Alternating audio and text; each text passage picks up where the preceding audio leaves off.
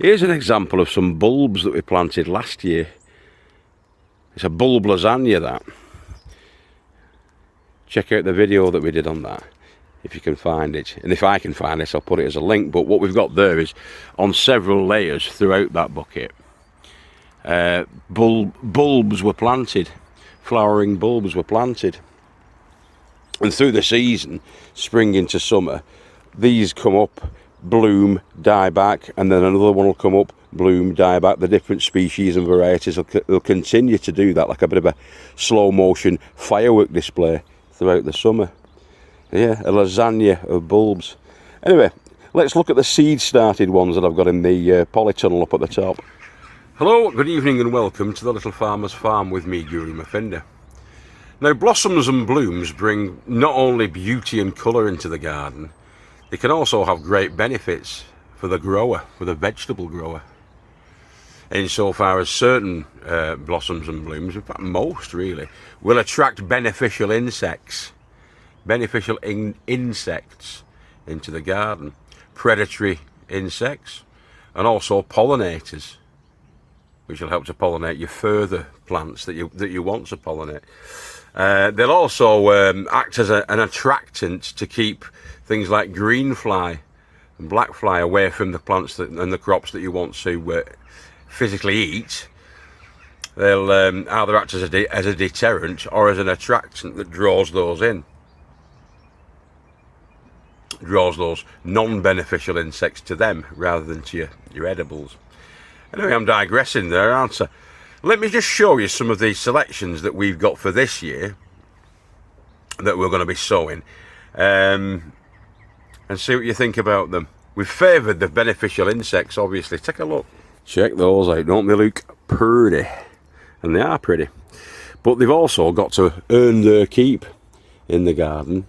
So the ones that we've plumbed for are the ones that will actually benefit and bring in the pollinators. You see those little icons that are on the package in there? They're all bee friendly. Bee friendly. So bees and butterflies and other such pretty useful creatures will be attracted by those. Even the things like, I mean, anybody that has grown sweet peas in the past will know that the bees will definitely not turn their noses up at those. And it's the same with the coreopsis.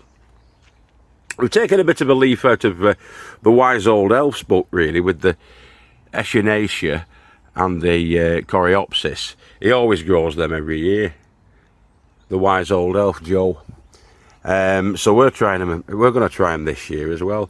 These two, to be honest with you, they're going to be perennials, hardy perennials, as you can see there. So they won't just grow from the seed this year. They'll set down seeds and then also come back next year. So you'll get repeat growings and repeat blooms year on year from those. And there's a chance for the other ones as well. They all produce seeds in the end. All of these plants will produce seed heads and seed pods if left to their own devices. But the reason, as I say, that we've actually selected the ones that we have selected is we've gone for the Royal Horticultural Society's Perfect for Pollinators symbol that you can see there on these particular plants.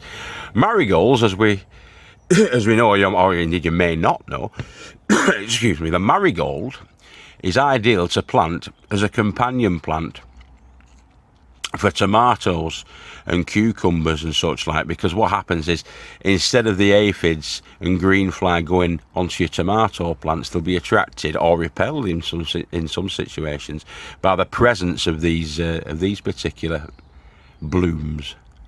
I've seen it year on year where some years a variety of marigold will deter them from coming close to your plants, and then other years you'll see that these are going to be covered in the aphids and the green fly and what have you, but your tomatoes less so. So yeah, it's one of those plants really that it's certainly beneficial though. It'll attract the pollinators as well to your tomato plants. They'll come and they'll have a look and they'll have the fill on these and then go up and attack your blooms on your tomatoes and cucumbers. Sunflowers are always welcome.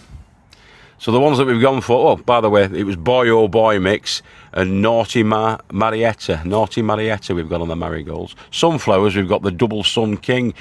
With those ones, you get the long stems, so you get the stunning cut flowers that you can take from those. The reason I'm doing this is because my friend's mum, Sheila, has requested this, so it's a request from Sheila to do something about cut flowers and blooms and blossoms, and so that's why we're doing this tonight.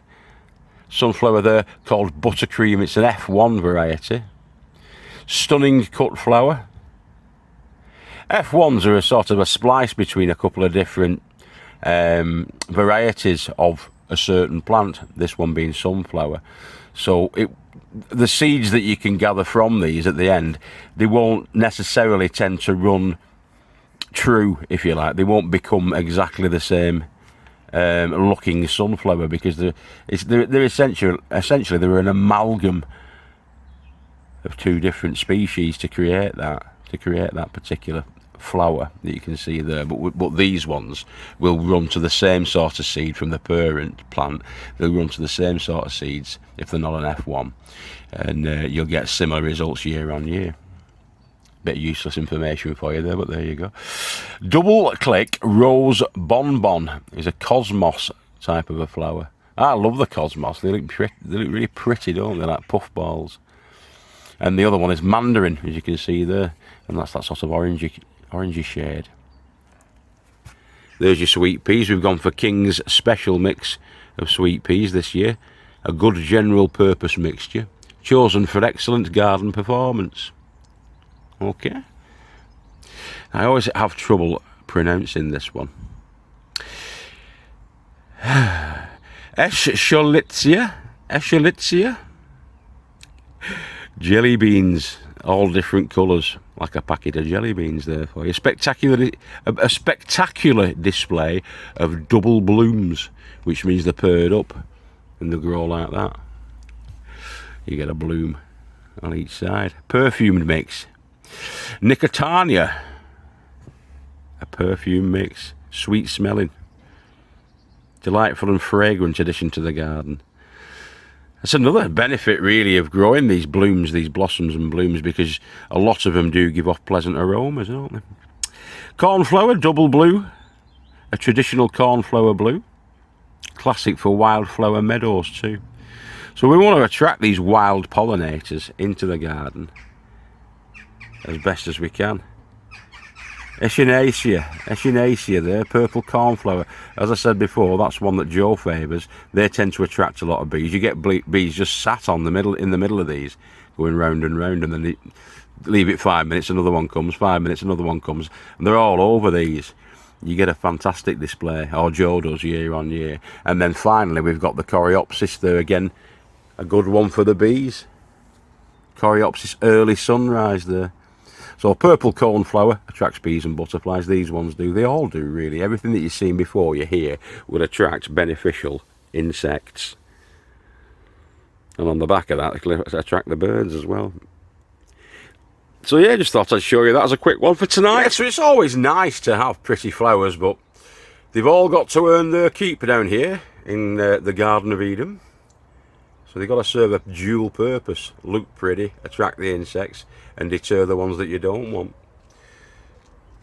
Attract the predators and deter the suckers, if you like. The suckers and gnawers. Stay tuned for tomorrow's episode. We're going to be planting up some brassicas. These particular ones, which are in the shape of the cabbage Caraflex F1, which is a springy looking cabbage, cone shaped, and then the Zaragoza cauliflower F1. They're ready for starting now. January for these if you wanted to. Under glass I'm taking it. And February for the cauliflower. So yeah, we'll see you next time. See you tomorrow. Take care of yourselves and each other. Have a cracking night, and remember, we love you all. Au revoir. I'll leave you with a picture of the flowers. See you later on.